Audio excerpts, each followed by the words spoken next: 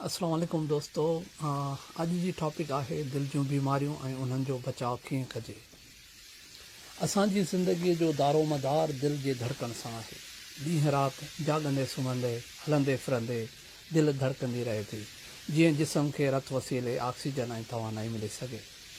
हिन नंढड़े उज़वे जी कारकर्दगी जो अंदाज़ो उन्हीअ मां लॻाए सघिजे थो त माण्हू जी दिलि हिकु मिंट में 72 भेरा धड़के थी, यानी हिकु धड़के सां सरासरी 80 खां 100 सीसी रत ख़ारिज थिए थो। हिकु सरासरी ज़िंदगीअ जे अरसे में मजमूई तौरु तक़रीबन 25 मिलियन लीटर खां वधीक रत पंप थिए थो। इन जो मतिलबु इहो आहे त हिकु ही दिलि सॼी कमु पैदाइश खां वठी मौत ताईं असांजी ही धड़कंदी रहे थी। सो इन जो अॼु आर्टरीज़ ते ॻाल्हाईंदासीं, जेके शरियान आहिनि उन्हनि खे कीअं मज़बूत कजे त उन सां दिलि मज़बूत थींदी ऐं बीमारियुनि खां बचाव थींदो। त सभ खां पहिरियां जेको असां कंहिं बि शइ फूड में अचूं त मच्छी इज़ फिश, उन में ओमेगा 3 एसिड हूंदो आहे जेको रत जे शरियाननि खे क्लॉटिंग थियण खां बचाए थो।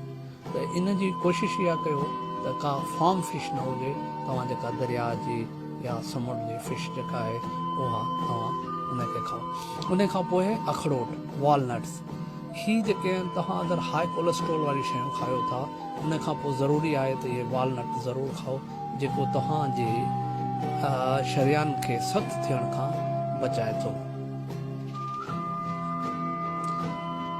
उन खां पोइ आहे असांजो बीट्स, जंहिंखे चुकंदर बि चवंदा आहिनि ऐं सिंधी में आहे मुंहिंजे ख़्याल में चोटिस चवंदा आहिनि। हीउ हाई हूंदो आहे नाइट्रेट्स में, जेको असांजे शरियाननि खे इन्फ्लेमेशन थींदी आहे उन खे घटाए थो। त ही तव्हां अगरि कॾहिं सलाद वग़ैरह खाओ त उन में हिन जो इस्तेमालु ज़रूरु कयो। उन खां पोइ आहे तव्हांजी साई चांहि, ग्रीन टी जेका आहे सो तव्हांजे रत जे शरियाननि खे साफ़ करे थी। ॾींहं में अगरि 5-6 दफ़ा तव्हां पियो था त जेको तव्हांजो बिल्डअप थिए थो तव्हांजे रगनि में फैट जो, उन खे जेको आहे सो मेल्ट थियण में मदद करे थी। उन खां पोइ आहे हेड हल्दी, जेके टर्मिक बि चवंदा आहिनि। हिन में जेको आहे एंटी ऑक्साइड हूंदो आहे, उहो शरियाननि में जेको फैट थींदो आहे उन खे उहो घटाए थी ऐं घटाइण में मददगार साबित थींदी आहे। उन खां पोइ आहे दालचीनी, सिनामन, ही अव्हांजे शरियाननि खे मज़बूत करे थी। हिन में जेको आहे न एंटी ऑक्साइड ऐं एंटी इंफ्लेमेटरी कंपोनेंट्स हूंदा आहिनि, जेके तव्हांजी रगनि खे साफ़ करण में ऐं उन्हनि जे फ्लो खे बरक़रार रखण में मदद कंदा आहिनि। उन खां पोइ आहे फ्लैक्स सीड तव्हांखे ही जेके आहिनि सीरियल्स में तव्हांखे मिली वेंदा।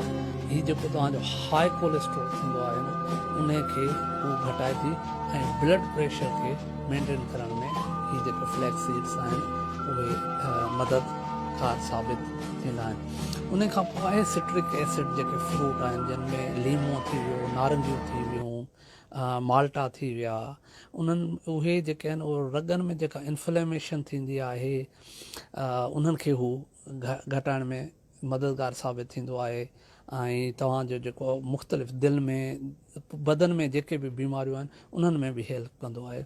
उन खां पोइ आहे ॾाढ़ूं, जेको पाम ग्रेनेड आहे, जेको रत जे दौराने खे सही रखे थो, शरियाननि खे थुल्हो थियण खां रोके थो, शरियाननि में जेके प्लग एंड जेको बिल्डअप थींदो आहे उन खे ही घटाइण में मददगार साबित थींदो आहे। उन खां पोइ आहिनि असांजा राहां, जेके बीन्स जंहिंखे चवंदा आहियूं, उहे फाइबर रिच हूंदा आहिनि, जेके तव्हांजो ख़राबु कोलेस्ट्रोल आहे उन खे घटाइण में ही मददगार साबित थिए थो। इन जे करे जेके बि मुख़्तलिफ़ बीन्स जा क़िस्म